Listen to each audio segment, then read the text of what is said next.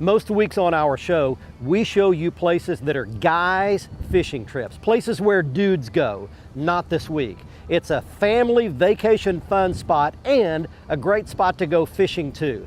Come on along to far South Texas because Fox Sports Outdoors is on the air right now. You're watching the only program with weekly fishing reports and real-time outdoor news from the Southeast region. This is Fox Sports Outdoors. Hi everybody and welcome to the show, and I'd like to bring you into a little slice of paradise just over my right shoulder. Welcome to South Padre Island, Texas. This place is just about as far south as you can go in the United States and certainly in the state of Texas. We're over the bridge right now out on the island. There's lots to do here and we're going to be showing it to you on this week's episode along with some of the great fishing to be had at South Padre Island.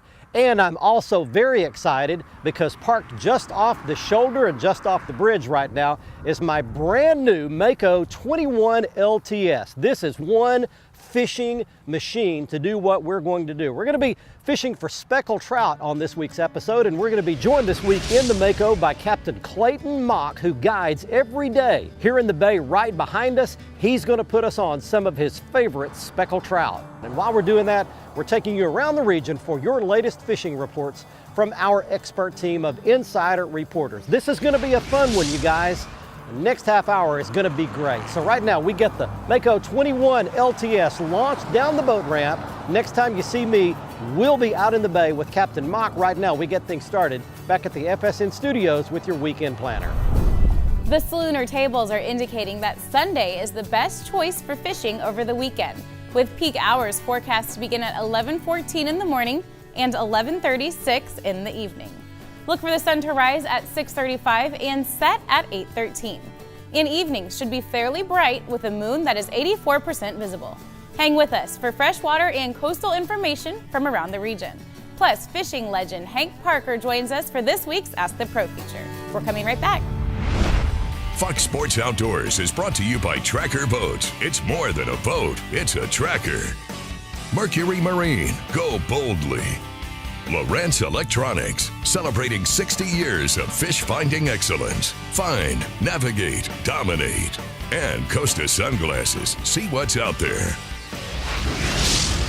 Come in here, buddy. That was my first cast. That's pretty amazing.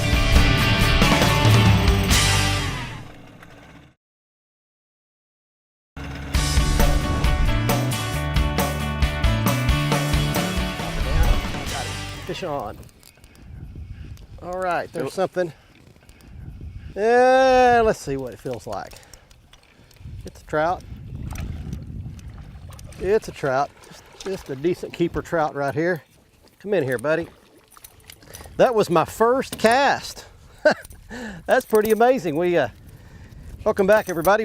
We're out here and we're in the flats just outside South Padre, and we've spent some of the morning early up in the what they call the ditch, which is the intercoastal waterway, fishing the edge of it, and that didn't work out, and so now it's kind of mid-morning and we've made our way out to the flats, and I put a popping cork on and I caught just a decent keeper. That'd be a good keeper, wouldn't it? Yes, sir. It's got a little belly on her. Yeah, little fatty right there. It's a good eating size. We'll catch some bigger than that, but that's just a good way to get it going right there. We're turning them back today. We're not keeping them today, but Clayton Mock is with us. He was the net man there. And Clayton, why don't you explain to folks kind of what this area is that we're fishing, because if you just look on camera, it just looks like we're literally out in the middle of nowhere, but we're not. We're not nowhere. No, sir. A lot of people ask me that. How do you know to shut down here? This is just a big flat area. The dark spots you see are grass patches here. And what we're doing, we're coming along, working the edge of the grass patches, because those fish like to get buried down in the grass, and bait fish come in these bare areas and they come out and ambush them. So that's what we're targeting here. So you're looking for color change. Correct. And that with the darker color being the grass beds and the lighter color being the sand pits in between the grass, and those are the edges that they like to Correct. get on. Yes, sir. We got a nice day and a perfect wind to drift us right across this flat. We're going to get back to fishing here. Clayton Mock's with us today, and we get you fishing and lake reports to start your show with right now. Hey folks, it's time for your Carolinas Report, this week brought to you by the Dead Dog Saloon. Remember, hey, we got breakfast here 7 days a week, and we got the most incredible view you could imagine. Come down here by boat, truck, or car, but get down and enjoy our great breakfast if you're in the Grand Strand area. Also, remember, we have the best live entertainment 7 days a week. Here, it's always about the food, the view, and the music. Let's talk about everything that's going on in the freshwater side of things. If you notice that smell in your river, on your lake, it's the brim. They're on the beds. Get out right now with a cricket and a worm and take some kids. You're going to make some incredible memories and create some incredible fishermen for the future. Also, the bass bite continues to be great throughout the Carolinas. We're still seeing record bags in tournaments from 25 up to 35 pounds is average right now. I'll tell you what, get out right now and look for those fish to be moving out of those spawning areas. A creature bait works great on structure at the mouth of those shallow areas where they've been going in and doing this spawning. Catch those big females, they're hungry right now. Also, if you're up in North Carolina and going to be getting out on that Roanoke River system to target the stripers, remember, visit ncwildlife.org. Make sure you're aware of the regulations on the area that you're fishing so you can keep from having an expensive day instead of having an incredible great time targeting those stripers up there. This has been your Carolinas Report brought to you by the Dead Dog Saloon. Remember, fish smarter, not harder, and keep your chaos organized. There's one. There's a decent trout right there. I'll grab the net for you, Barry. Yep, he's flopping around here. Look right here.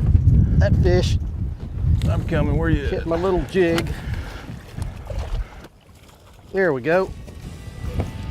There's Mr. Trout. He hit real bright, chartreuse headed little swim jig like that with a real bright tail right there. We'll show you some different gear at the end of the show, but that would be a good keeper speckled trout for you right there. Take a quick break. A little bit better. Yeah, a little better trout. A little better trout right here.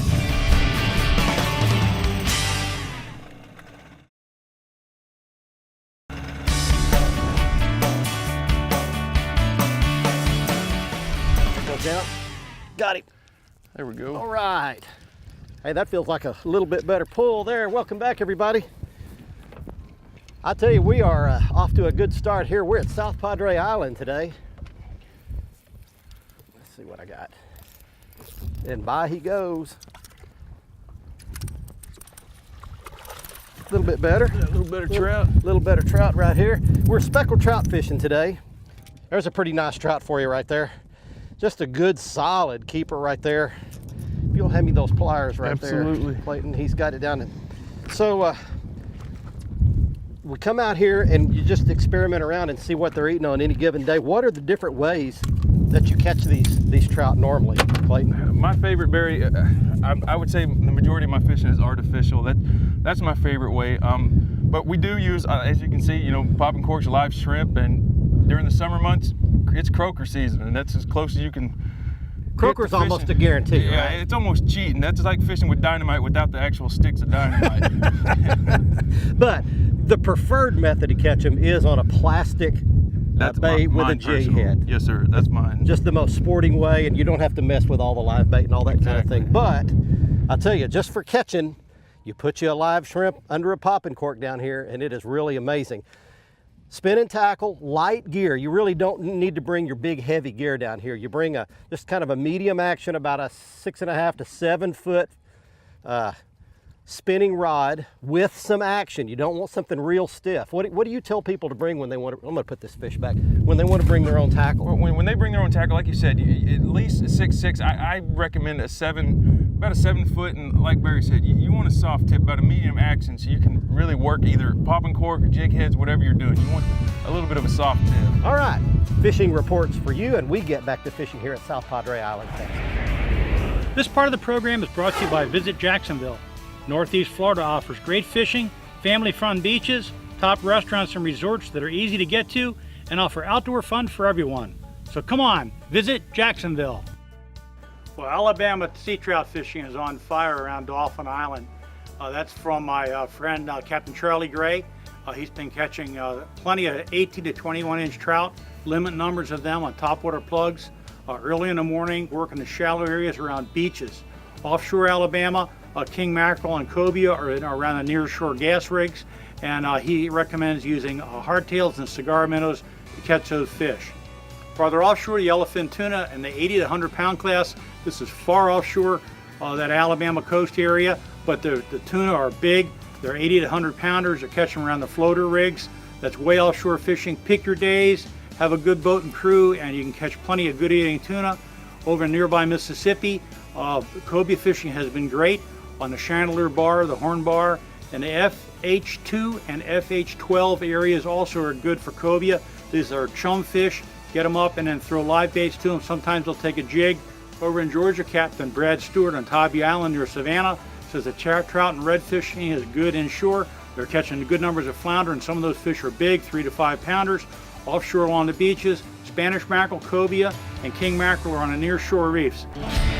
This week's Alabama, Georgia, and Mississippi Freshwater Fishing Report is brought to you by Gadsden, Alabama. One of Northeast Alabama's premier tournament bass fisheries, Gadsden gives anglers everything you could need close by. Convenient boat ramps, hotels, and good dining make the Coosa River and Neely Henry Lake experience one to remember. We've now entered the month of May, and lots of anglers in the three-state region are acting like druids of old.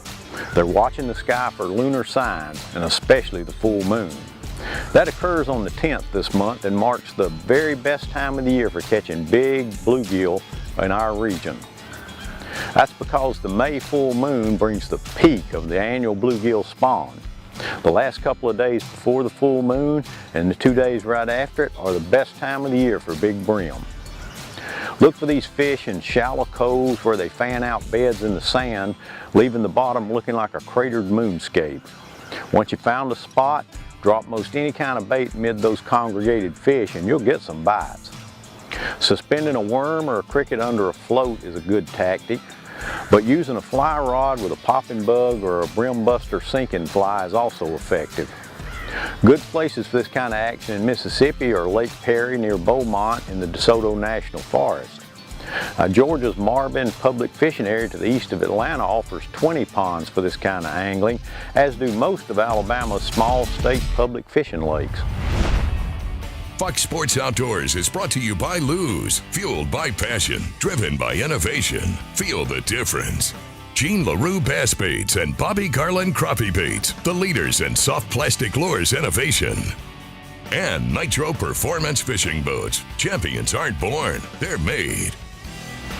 How about that? I changed tactics up a little bit. The fishing's gotten tougher this afternoon.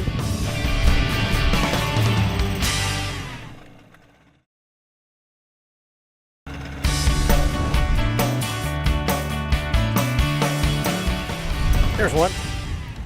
Need a net on that one? Oh yeah, that's a better fish. Let's grab the net. Oh, there he is on top. There we go. Put him on the right side. If I can get control of him at all. That's a good healthy trout. There we got him. All right, there's a little better fish for us right there. How about that? I changed tactics up a little bit. The fishing's gotten tougher this afternoon. And I went to slow rolling this little plastic swim bait, just like you would slow roll a spinner bait for bass. And I got one to bite it. There we go, got it.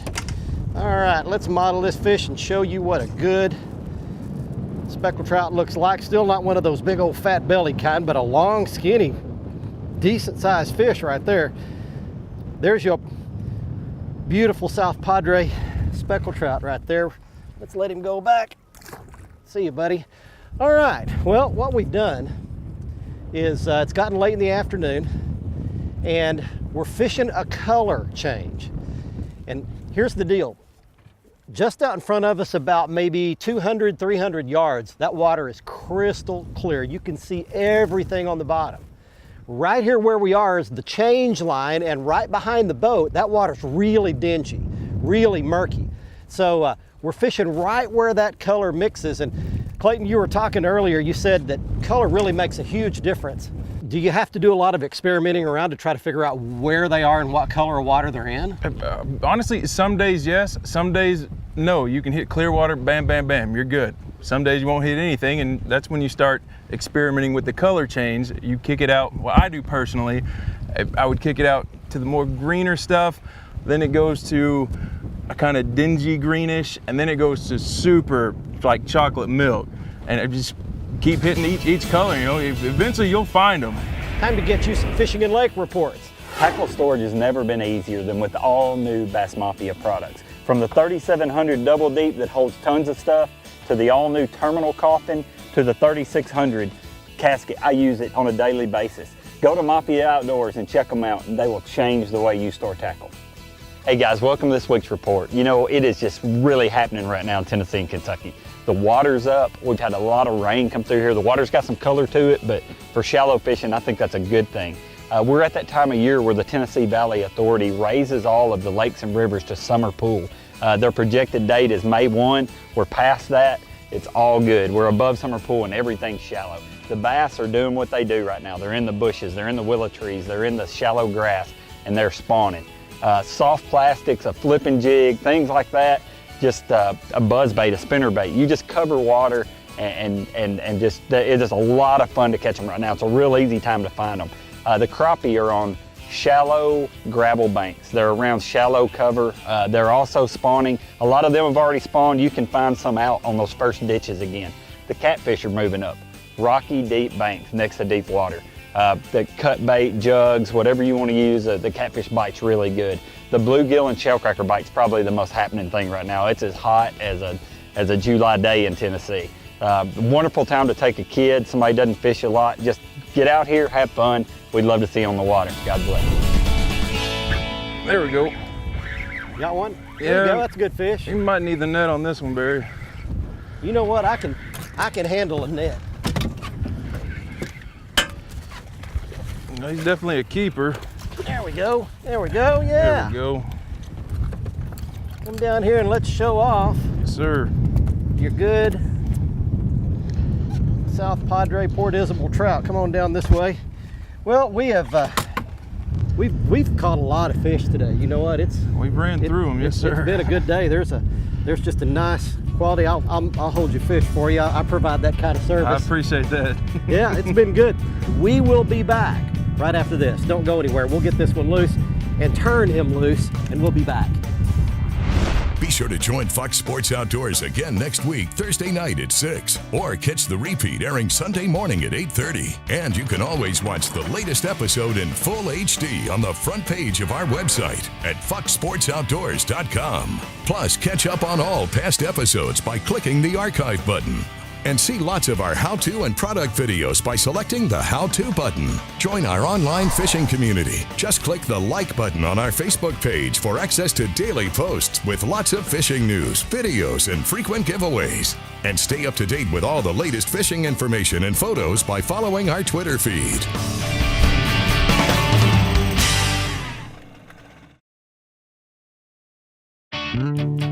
Fox Sports Outdoors is brought to you by Motor Guide Trolling Motors. Motor Guide, because accuracy matters. Academy Sports and Outdoors. Right stuff, low price, every day. And Excite Technologies, powering the world forward. Welcome back, everyone. It's time for the Ask the Pro segment, where viewers get expert answers from professional insiders. This week's question comes from Kent, who asks, what are the easiest and the most difficult species to catch? For the answer, we asked a man who has seemingly caught everything that swims, fishing legend Hank Parker. The easiest species to catch overall are probably panfish like bluegill, shellcracker, sunfish, and they bite live bait, they bite all sorts of different bait, and you can catch them most of the time with a bobber in shallow water, and they're the easiest to catch. Probably the most difficult to catch would be a muskie. They say it takes 10,000 casts to catch a muskie. I don't know if that's true, and I'm sure that varies from different bodies of water, but I've spent a lot of hours fishing for muskie, and I haven't caught that many, so I'd have to agree that a muskie is probably the most difficult. Thanks, Hank. If you have something to ask one of our experts, simply visit our website and follow the Ask the Pro link to submit your question. Now it's time to give away a new pair of sunglasses on the Costa Catch of the Week. Hey everybody, it's time for someone to win a free pair of Costa sunglasses. just like the ones that I wear each week on the show in the Costa Catch of the Week contest. I'll tell you how you can be our next winner, but right now, it's time to see who wins this week. He is Mike Brown of Savannah, Georgia, showing a 45-pound flathead catfish he caught in the Oconee River in Georgia. If you'd like to enter the contest, go to our website at foxsportsoutdoors.com and click in the Costa Catch of the Week area on the right side of the front page. And just a little hint to those of you in our Southeast region, we don't have enough entries from the Southeast region, so if you enter quickly, you'll have a better than average chance of winning. And if you'd like to see all of the Costa frame and lens styles, just go back to our homepage and click on the Costa logo. You can see all of the great polycarbonate and glass 580 lenses and all of the frame styles and colors, including the frame style that I was wearing this week. It's called SouthEAST. Next up on our gear segment, it's the right gear to catch speckled trout, and it begins with the perfect speckled trout rod. This is the Lew's TP1 Speed Stick inshore rod made to fish popping corks or jigs. It's 7 foot, medium action, and a fast tip. I've got it matched with the Lew's Mach 1 Speed Spin spinning reel. I use 10-pound test fluorocarbon line, and here is the popping cork. It's just a basic popping cork. Makes a lot of racket, a lot of noise when you pop it. I used about a 2.5 foot leader and a little small treble hook to hook live shrimp, or I also used a plastic shrimp imitation. The other bait that we caught a lot of these speckled trout on today was just a basic jig head. This is a 1/4 ounce jig head. Had it tipped with a little plastic swim bait, and the key here was bright head and bright tail. Made a lot of difference in that dirtier water today. Ralph Waldo Emerson was an American poet back in the 1800s, and among other famous quotes, he said this: "A hero is no braver than any ordinary person, but he is brave 5 minutes longer."